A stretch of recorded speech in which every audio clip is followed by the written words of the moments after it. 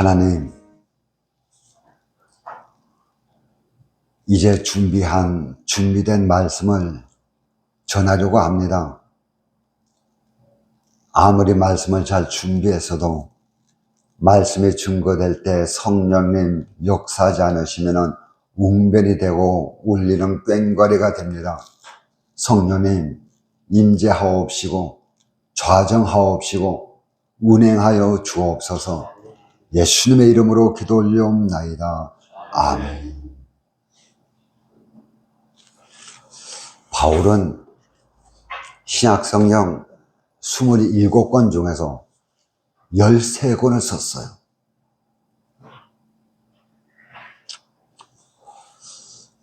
그게 이제 히브리서를 더 보태면 14권을 쓴 것입니다. 근데 이 바울서신을 가만히 보면은 항상 이원화되어서 말씀을 기록하고 있어요. 이것을 크게 나눈다면 하나님의 은혜와 하나님의 율법이에요. 이 두 개를 놓고 하나님의 말씀을 전하는데, 율법과 은혜 하면 이것이 믿음이거든요. 이것으로 교회가 하나가 돼야 되는데 자꾸 교회가 나눠지고 흔들리고 시끄럽고, 그러니까 이 교회가 율법과 은혜가 서로 쌈박질을 하는 것입니다. 율법이 없으면 은혜가 있을 수 없고, 은혜가 없으면 율법이 존재할 수가 없어요. 그래서 하나님의 공의와 하나님의 사랑이 하나가 되어야 되는데, 이 두 개가 교회 안에서 싸움을 하는 것이에요.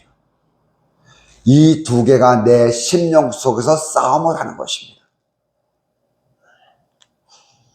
그래서 교회를 혼잡하는 이 두 개를 쌈박질 시키는 것을 우리는 세상의 학문적인 용어로 영지주의자들이라 이렇게 이름을 붙입니다.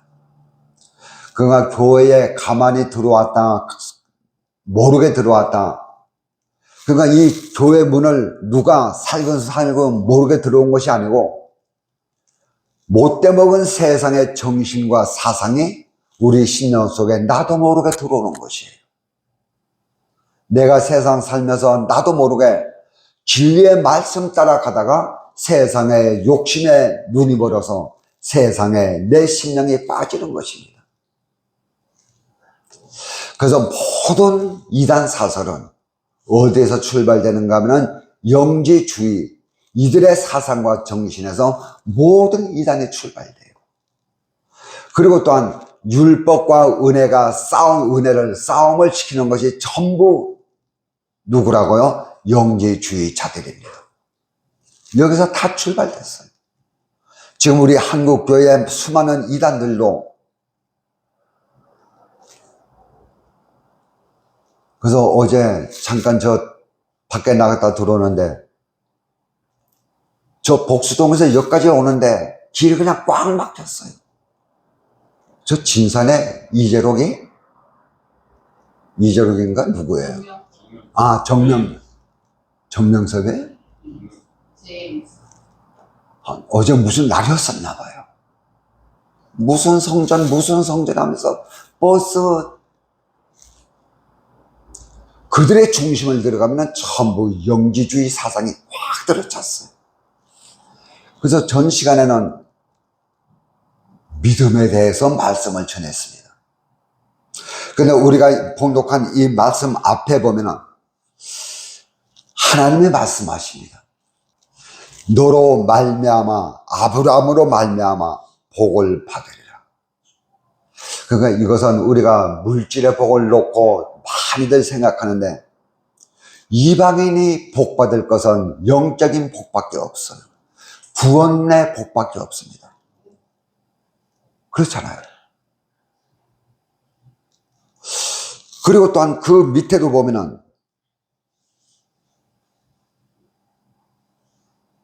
9절 말씀에도 믿음이 있는 아브라함과 함께 복을 받으리라. 그러니까 이방인도 아브라함 때문에 복을 받고, 믿음의 사람들도 누구 때문에 복을 받아요? 아브라함 때문에 복을 받습니다. 이것을 돌려서 말하면 창세기 12장에 보면 먼저 성경에서는 너는 복의 근원이 될지어다 그렇게 말씀했는데, 지금 번역된 성경에서는 너는 복이다. 네 삶 자체가 복이다. 그렇게 말씀을 하시거든요. 아브라함이 하란 땅에 살 때에 하나님이 말씀하십니다. 너는 내 아비 본토 친척의 집을 떠나서 내가 내게 지시하는 땅으로 가라. 참 이것이 대단한 거거든요. 차라리 너는 서울로 가라, 부산으로 가라. 명확하게 목적지를 정하면은 가면서 방황하지 않을 거예요. 그런데 밑도 끝도 없이 하나님께서는 내가 너에게 지시하는 땅으로 가요. 어디로 가라는 것인가요? 이것이 하나님의 인도함이에요. 동으로 가라 서로 가라 말씀하지 않으시더라고요. 인도한 내가 너에게 내가 지시한 땅으로 가라. 아브라함이 담보증을 걸먹어 순종을 합니다. 하나님께서는 이 아브라함을 통해서 무엇이 되어라? 복의 근원이 되어라. 그러니까 우리 자체가 복된 삶이 되기를 바라시는 것입니다. 그러니까 이것은요, 아브라함만 놓고 말하는 것이 아니고 저와 여러분 개개인을 놓고 말씀을 하시는 것이에요. 그러니까 저를 통해서 누가 복을 받아요? 내 주위에 있는 자들이 복 받는 자들이 돼야 돼요. 이거 굉장히 쉬운 단어면서 굉장히 심각한 단어입니다.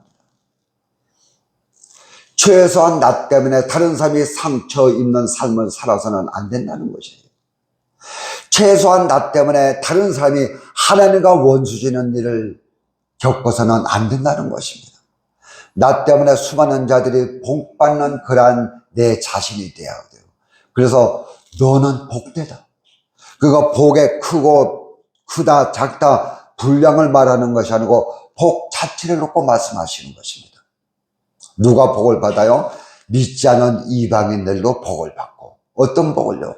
하나님을 믿고 하나님의 자녀가 되는 중생 구원의 복을 받고. 믿는 자들이 나를 통해서 받을 복은 무엇인가요? 아브라함이 받을 복, 이방인이 받을 복을 지금 믿는 자들은 이미 받았어요. 그렇다면 믿는 자들이 나를 통해서 받을 복은 어떤 복인가요?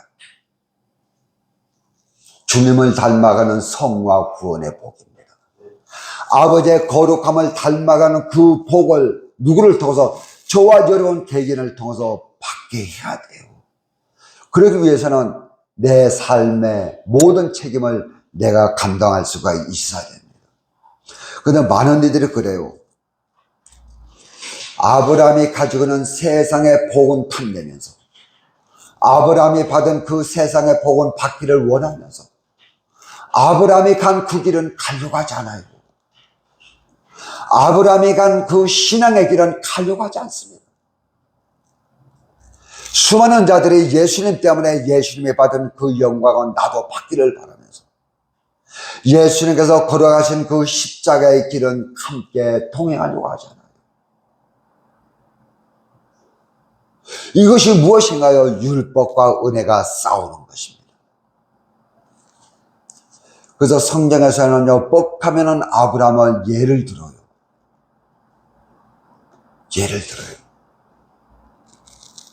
그래서 아브라함의 삶을 가만히 보면은 우리가 아브라함의 그 길을 걸어가고 있는 것입니다. 그런데 아브라함의 그 길을 가만히 보면요, 사실 성경을 볼 때에 아브라함은요, 세상의 복을 받기 위해서 하나님 앞에 반응한 것은 하나도 없어요. 아버지의 뜻대로 살다 보니까는, 아버지의 말씀대로 순종하다 보니까는 이 사람도 만나고 저 사람도 만나고 이런 복도 받고 저런 복도 받고 이런 창피도 받고 저런 멸시도 받더라. 그래, 그럴 때마다 아브라함은 이렇게 아버지 앞에 섰더니 하나님께서는 그 아브라함을 복된 자로 만들어 주시더라. 그래서 아브라함이 우리 삶의 표본이에요. 우리 삶의 모범이라니까요. 그러면 아브라함만 이래야 될까요? 저와 여러분이 그렇게 돼야 됩니다. 부모는요, 자식의 삶의 롤 모델이 돼야 돼요. 아시겠어요? 자녀들이 부모를 볼 때에 나도 엄마 아빠의 저 같은 삶을 살아가야지. 이러면요, 그 부모는 비록 가진 것도 없어도 그의 삶은 성공한 삶입니다. 자녀에게 인정받는 삶.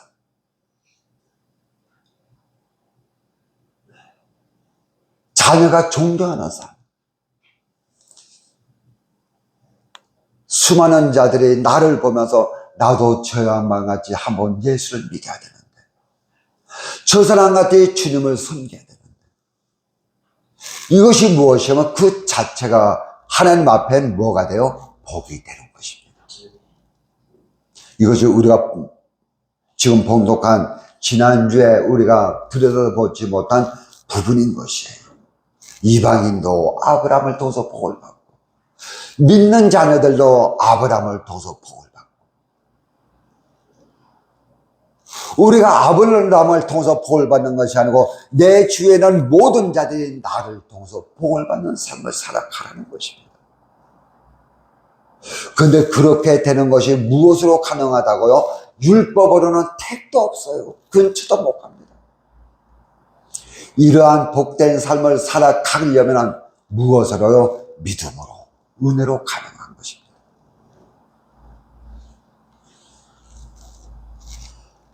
그래서 행함으로 의로움을 받는 것이 아니고 믿음으로 의롭다고 인정받는다, 이것을 말씀하시고 이제 율법에 대해서 말씀을 주고 계시는 것이에요.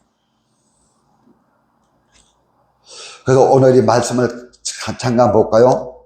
무릇 율법 행위에 속한 자들은, 10절 초반의 말씀이에요. 우리가 잠깐 문법을 보지요. 무릇 율법 행위에 속한 자들은, 율법 한 단어, 행위의 한 단어, 속한 자들 한 단어입니다. 율법이라고 하는 것은 노모스라고 하는 단어를 써요. 근데 이것은요, 주격이 아니고 속격이에요. 잘 보세요. 문법 잘 보세요. 율법이 주격이 돼야 되잖아요. 명사 남성은 영은 영인데 어디에나 속해져 있는 영입니다. 노모스. 그 다음에 행위라고 한 것이 있어요. 이 행위는 에르곤이라고 하는 헬라어를 씁니다. 이것도 속격이에요. 그런데 행위가 무엇이 단체 품사로 보면은 중성형으로 써졌습니다. 이것이 육도 아니고 영도 아니에요. 중성이에요. 남성 명사도 아니고 여성 명사도 아니에요. 근데 중성인데 이것도 주격이 아니에요. 속격이에요. 그런데 여기서 주격은 무엇인가 하면 사람이에요. 10절 말씀에 속한 자들, 이것이 주격입니다. 관계대명사예요. 그러니까 속한 자들 속에 있는 율법과 행함입니다. 무엇에? 율법 행위에 속해는 자가 그 자신이 주격이라니까요. 그러니까 그 사람이 갖고 있는 율법과 행위, 이렇게 나갑니다. 내가 갖고 있는 내 속에는 율법과 행위.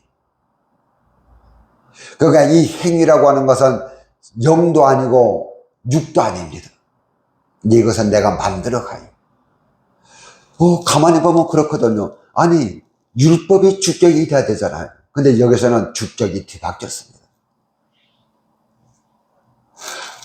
하나님의 의사가 주격이 돼야 되는데 하나님의 뜻이 주격이 아니고 하나님의 뜻은 속격이고 내 의지, 내 생각, 내 소원성이 주격이 된 것입니다. 이것이 10절 초반에 말씀하는 율법 행위에 속한 자들은, 그가 지금 내가 하나님의 주격을 끌고 가는 것입니다. 내 소원성이 하나님의 소원성을 끌고 가는 것이에요. 뒤바뀌었습니다. 그가 이것을 정확하게 해놓고 이 말씀을 들어가는 것이에요. 내가 축적이에요. 내 속에는 율법과 행위는, 삶은 속적이에요. 내게 속한 거. 그러니까는 속적이기 때문에 내 의지에, 내 소원성에 율법과 행위가 순종을 해야 됩니다. 그런데 지금 하나님께서는 판결을 내리십니다. 이러한 자들은 뭐한 자들이라? 저주 아래 있나니. 그가 내가 축적이 되어서 하나님을 끌고 다니는 삶이라면 그 사람은 뭐가 된다? 저주 아래 놓여진다는 것입니다.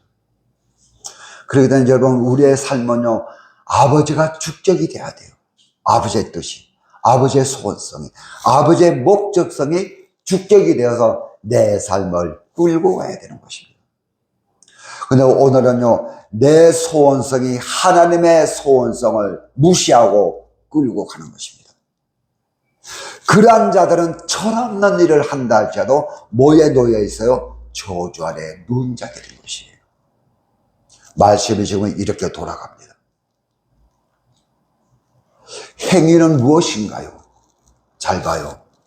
예수 믿으면서 우리가 행위를 하는데 이 행위가 선한 행위든 악한 행위든 율법, 도덕적으로 윤리적으로 선한 행위든지 어떤 행위를 한다 할지라도 율법 속에, 내 의지 속에 율법을 가둔 삶이라면 그 삶은 뭐다? 하나님과 상관이 없는 삶이다.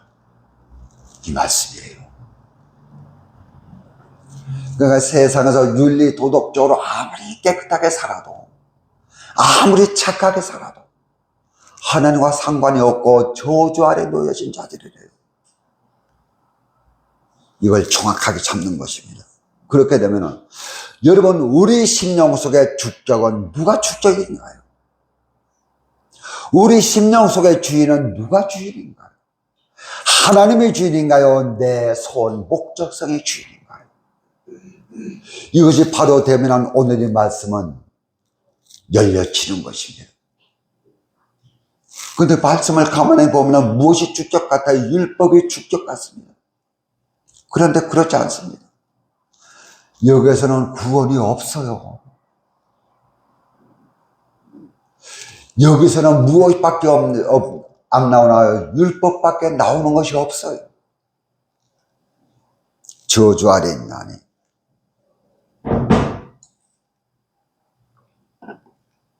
여기서 저주 아래 있다고 하는 것은 현재형입니다. 그리고 3인칭 복수형이에요. 우리 삶의 행위의 출발과 동기와 목적을 어떻게 하라? 하나님의 축적성으로 되돌려라. 그 말입니다. 이러한 자들은 하나님의 저주 아래 놓인 자들이니 너는 속히 하나님의 생명의 길로 빨리 돌려놓아라. 이 말씀인 것입니다.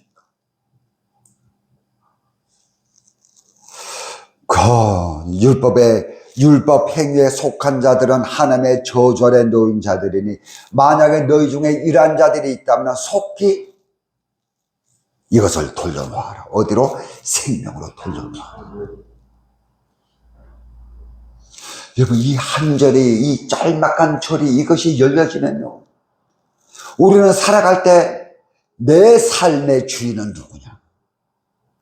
지금 내가 행동하는 이 행동 속에 축적은 무엇이 축적이 되어서 내가 살아가고 있느냐? 이것이 드러납니다.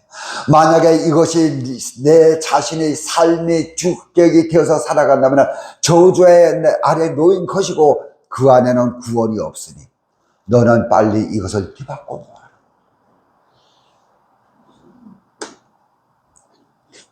하나님의 은혜, 하나님의 귀한 믿음으로 돌려놓으라는 것입니다. 이것이 무엇이에요? 회개인 것입니다. 어젯밤 내가 행동으로 뭐 했다 그것이 아니고요. 물론 그것도 우리가 주님 앞에 틀어놓아야 되겠죠. 지금 누구를 도와주러 갑니다. 가는 목적이 무엇 때문에 가는 것인가? 상대방이 불쌍해서요. 상대방에 내가 잘 보이려고요. 상대방에 칭찬받으려고요.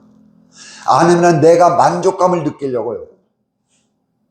아니면 내가 자유함을 누리려고요. 아니에요. 그래서 우리는 그럴 때가 있죠. 내가 자유함을 누리기 위해선 이 일을 행할 때가 있습니다. 근데 그 속에 주격이 무엇이냐? 가서 웃고 떠들고 하다가 오더라도 그가 나를 통해서 은혜를 받는다면, 하나님의 모습을 본다면, 예수의 흔적을 본다면 그것으로 우리의 삶은 족한 것입니다. 족한 것이에요. 그래서 우리는 타인을 도로 가는 그 속에서 내가 생각할 것은 이 속에서 나와 하나님의 관계성은 어떤 관계성인가? 이것이 가장 중요해요.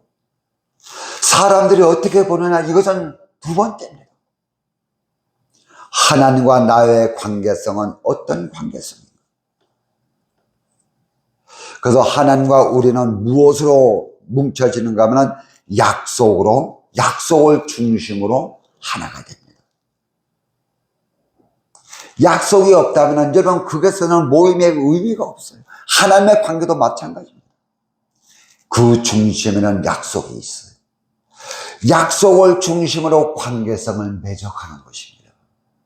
이것은 부부도 그렇고 이웃의 관계도 그렇고 그 중심에는 무엇이 있어요? 약속이 있습니다.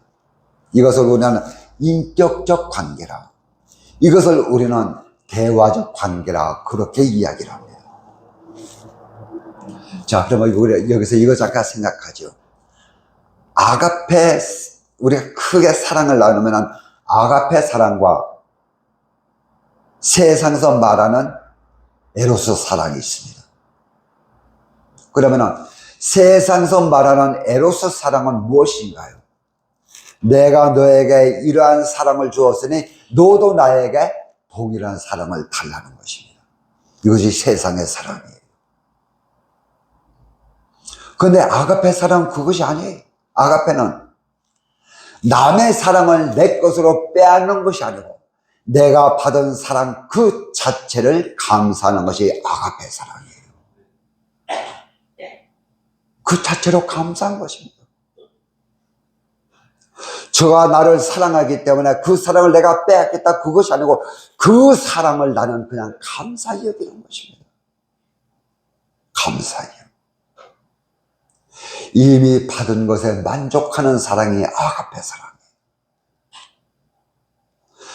이 아가페 사랑에 대한 것이 무엇인가 하면 받은 사랑에 대해서 진실하게 응답하는 것입니다. 부모를 통해서 받은 은혜에 내가 자녀가 진실하게 응답하는 것입니다. 아내를 통해서 받은 그 사랑에 내가 진실되게 응답하는 것입니다. 이것이 아가페 사랑이에요. 아가페 사랑은 하늘로부터 내려옵니다. 그러나 이 세상의 사랑은 인간이 인간을 통해서 흘러가는 것이에요. 그것이 달라요. 위에서 내려오는 사랑은 아가페 사랑이에요. 사람을 통해서 사람에게 전달되는 사랑은 세상의 에로스 사랑입니다. 자, 그러면 제가 왜 이런 말을 할까요? 엉뚱하게.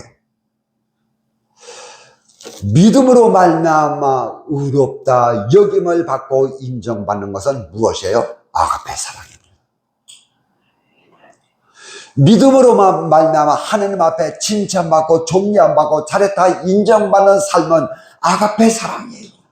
그렇지만은 율법을 지켜서 구원받는다, 율법을 지켜서 하나님께 칭찬받는다, 우리가 하나님께 내가 나가는 것이다, 이것은 에로스 사랑입니다.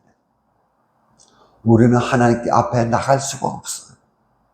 하나님의 불러줘야지 나간다고, 하나님이 만나줘야지 만날 수 있다고요. 착각하지 마세요. 하나님의 불로 줘야지 나갈 수 있다니까요.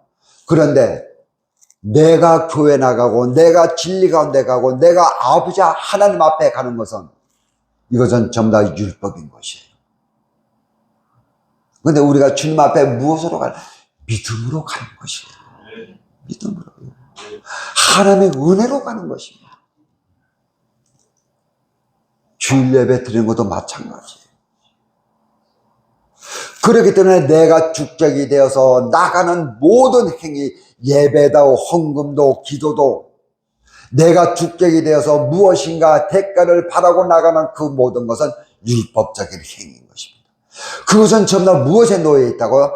하나님의 저주 아래 놓인 자들입니다.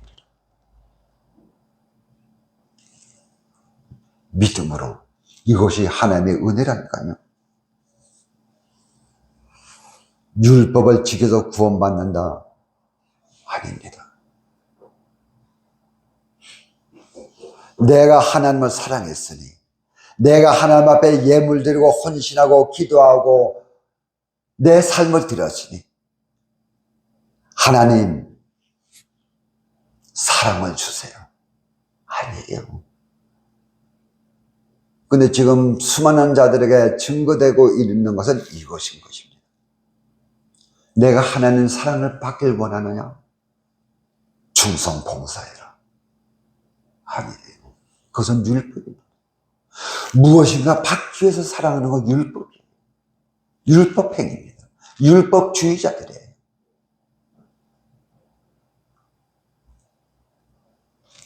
이것을 명확히 알고 신앙의 길에 들어서면 어떤 사건, 언제가 어떤 문제가 와도 절대로 흔들리거나 좌절하거나 난망하지 않습니다. 그곳에 우리가 주님 앞에 내어놓을 것은 내가 하나님을 향한 자그마한 소망이에요. 하나님, 이것 때문에 자꾸 제가 걸려넘어지네요. 하나님, 이 문제 때문에 내가 자꾸 실족하고 실망하네요. 하나님 앞에 나가는데 자꾸 이 문제 때문에 좁은 길이 되네요. 하나님, 열어주세요. 그래서 자신도 모르게 우리는 신앙생활 잘한다고 우쭐댈 때가 있어요. 잘 보세요. 나는 다른 사람보다 좀 낫다고 자랑할 때가 있습니다. 나는 다른 사람들보다 착하게 예배한다고 우쭐댈 때가 있어요. 그런데 가만히 보면 전부 율법에 매여 있는 자들입니다. 이런 사람들은요, 한 가지 율법을 지키면 두 가지, 세 가지를 지켜야 돼요. 그래야지 자기 신앙에 만족감을 느낀다고요. 내가 한 가지 율법을 지켰잖아요? 지킨 것도 아니지만. 그러면 두 가지 지켜야 되고 세 가지 지켜야 돼요. 그래야지 자기 스스로 만족을 느낀다니까요.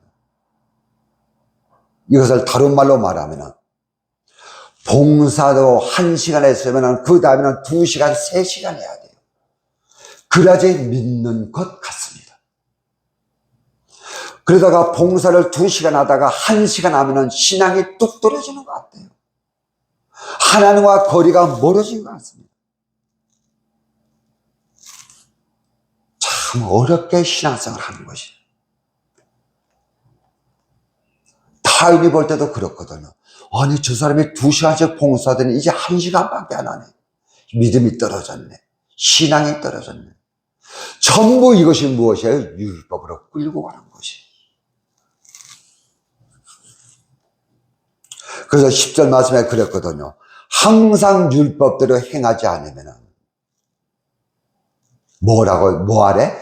저주 아래 있는 자니.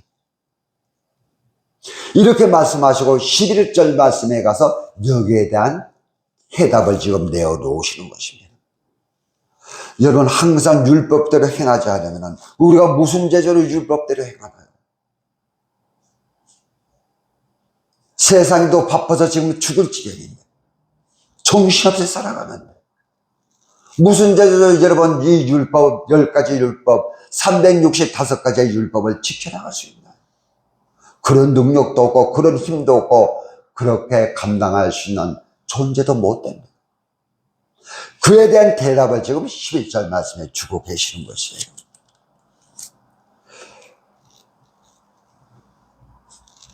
하나님 앞에서 아무도 율법으로 말미암아 의롭게 되지 못할 것이 뭐하니? 분명하니, 확실하니, 땅땅땅 판결하는 것이에요.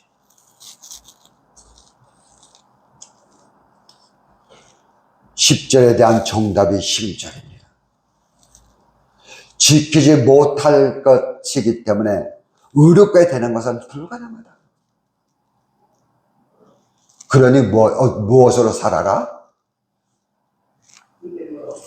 믿음으로 살아라. 너희가 율법을 지키지 못할 것은 분명하니 다 버리고 하나님의 은혜로 살아라. 하나님의 은혜로 살아요. 주신 은혜에 감사하면서. 사실 가만히 생각해 보세요. 여러분에게 있는 게 더 많은가요? 없는 게 더 많은 것인가요? 여러분에게 감사할 것이 더 많은 것인가요? 불평할 것이 더 많은 것인가요? 저는 감사할 것밖에 없더라고요.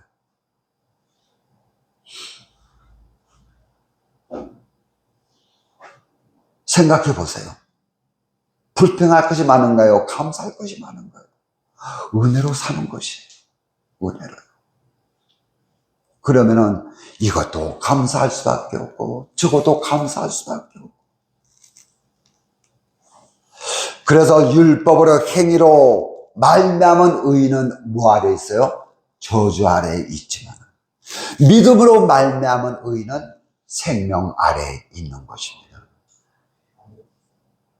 맞습니다. 그래서 율법을 어디에 놓고 이해를 하는가 하면은 이 율법을 은혜의 믿음의 차원에 놓고 해석을 하는 것입니다. 율법을요. 그래서 믿음으로 말미암은 의인이 있다. 근데 율법을 주장하는 자들은 자기 의의 차원에서 해석을 하는 것입니다. 그건 나를 기준으로 삼고 다른 자들을 심판하고 판단하는 것이. 전에 한번 말씀드렸지만 해변가에서 이 엉금엉금 기는 개들이 어미개가 자식개를 가리키고 있습니다. 자녀들을 쭉 세워놓고 앞에서 어미개가 먼저 본을 보이는 것이에요. 야, 앞으로 가 하면은 이렇게 가는 거야. 그리고 너희들도 나와 같이 하라고 새끼 개들에게 명령을 하자. 아니, 이 새끼 개들이 전부 다 옆으로 가거든요. 어미개가 화가 났습니다. 이 아이놈들아, 앞으로 가면은 앞으로 와야지 왜 옆으로 가냐. 저는 옆으로 가면서 자녀들은 옆으로 가는 것을 원치 않는 것이에요. 그래서 마태복음 20장 1절 말씀 보면은 포도원의 품꾼의 비유가 나오고 있습니다.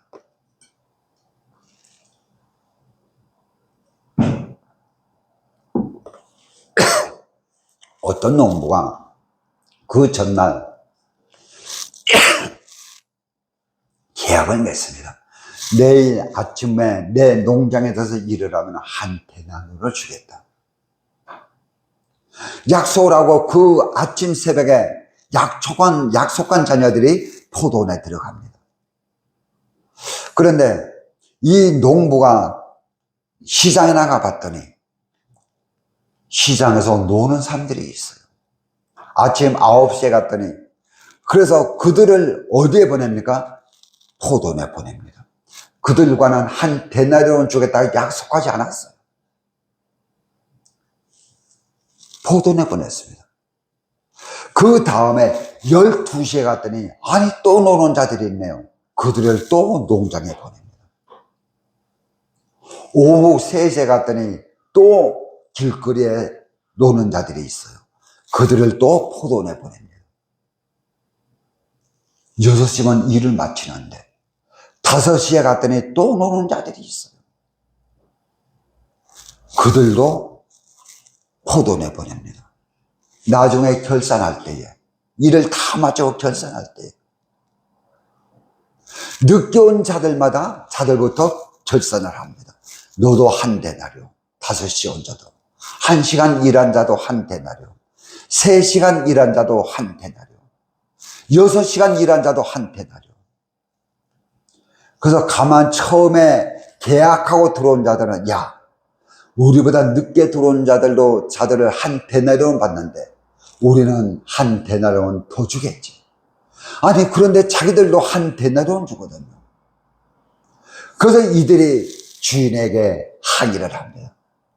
아니 늦게 온 자들은 한 데나리온 줬는데 왜 우리도 그들과 같이 취급하느냐. 그때 주인이 뭐라고 합니까? 너희와 나와 약속할 때 한 데나리온으로 약속하고 오지 않았느냐. 그러니 너 것을 가지고 너의 길을 가라. 여기서 약속하고 처음 들어왔던 사람들이 아버지 앞에 무슨 마음으로 서요? 율법주의 심령으로 서는 것입니다. 이런 일로 그래요. 내가 일한 것보다 더 받기를 바랍니다. 그러나 여러분 늦게 들어온 자들은 이 속에서 주인이 주는 것 그것 자체가 그냥 감사한 것입니다. 그냥 이 포도원에 들어와서 일하는 것 그 자체가 감사한 것입니다. 너무너무 감사한 것입니다. 이것이 무엇이에요? 율법과 은혜입니다. 이것이 하나님의 공의와 하나님의 사랑. 불평할 것이 없는데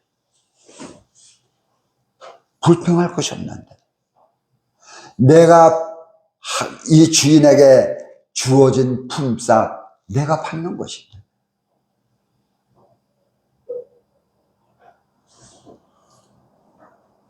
그래서 여러분 오늘 이 말씀을 마무리합니다. 은혜로 살아라. 그러면 어찌해야 될까? 내게 은혜가 있어야 돼요. 은혜가 있어야 돼요. 예배도 그래요. 은혜로 예배 드리는 것입니다. 그냥 주님이 좋았어요. 그냥 아버지가 좋았어요.